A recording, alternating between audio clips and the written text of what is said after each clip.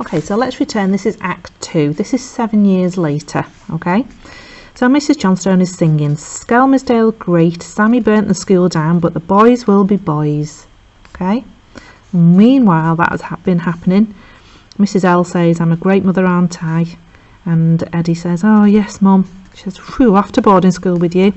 Okay, so she thinks she's such a great mum, but she's packing him off to boarding school and she's not giving him that love and nurture that children need. So she's sending him off to boarding school, and because they can afford it as well.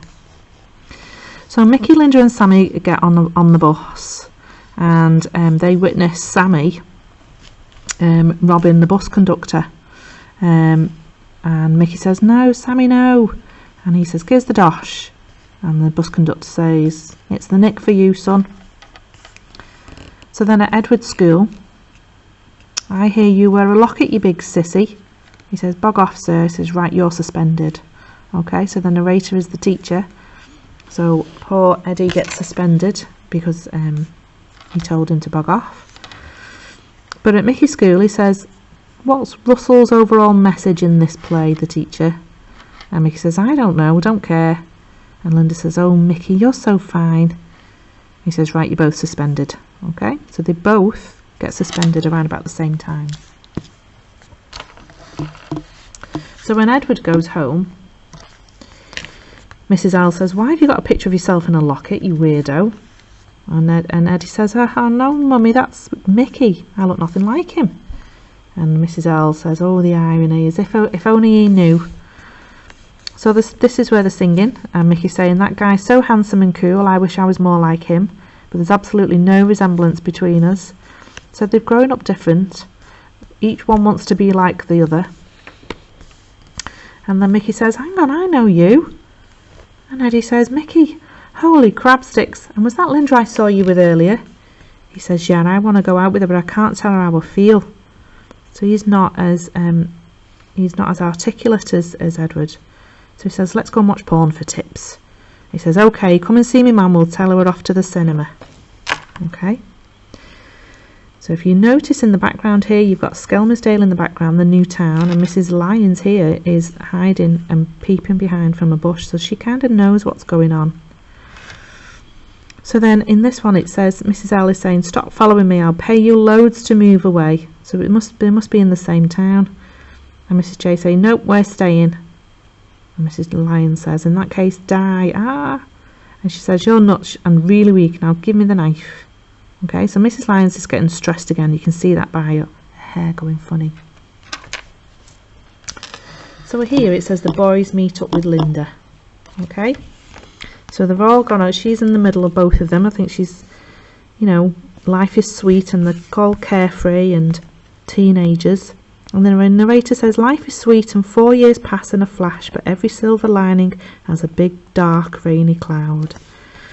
So now the twins are 18, and Edward says, I'm off to uni tomorrow. Look, Mickey, are you going to ask Linda out or what? He says, well, I guess. Linda, would you? She says, yes.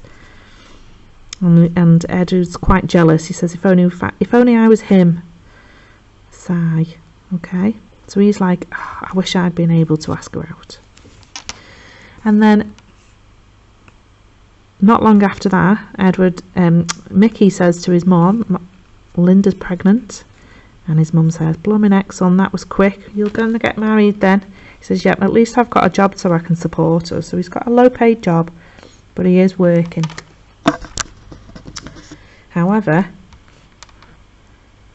his boss says, I can't afford to keep you on, so you're all sacked. Ta-da! And this is one of the songs. So then Edward comes home.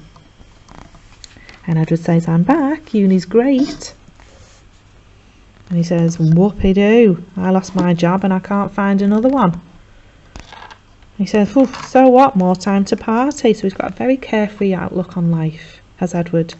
And Mickey's feeling the strain because he's got a family to support now. And he says, oh, sod off, you're just a stupid kid. So Mickey's had to grow up really quickly.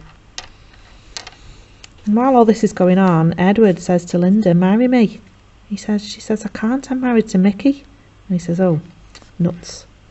And meanwhile, Sammy is saying to Mickey, act as the lookout for this robbery and I'll give you £50. And he says, well, okay. And he wouldn't normally, but because he's out of work and he needs money to support the family, he's under that pressure now, isn't he? He's not got any qualifications because he's not been to private school and university like Edward. So he's under pressure now to make money for the family. So here we've got Sammy and Mickey, sorry. He says, "Gives the money or I'll shoot you with my shooter." And then bang. So Sammy runs, but he and Mickey are caught. So he's tagged his brother in. He's only a lookout, but they've put Mickey in jail. Mrs. Johnstone is singing and the doctor's given him pills for his depression. So things are going from bad to worse now for Mickey. Okay. Now here it says Mickey is released early. And Linda's trying to say to him, "Stop taking the pills, Mickey. Things are getting better. We've got a house. You've got a job." And he says, "Yeah, only thanks to Councillor Eddie."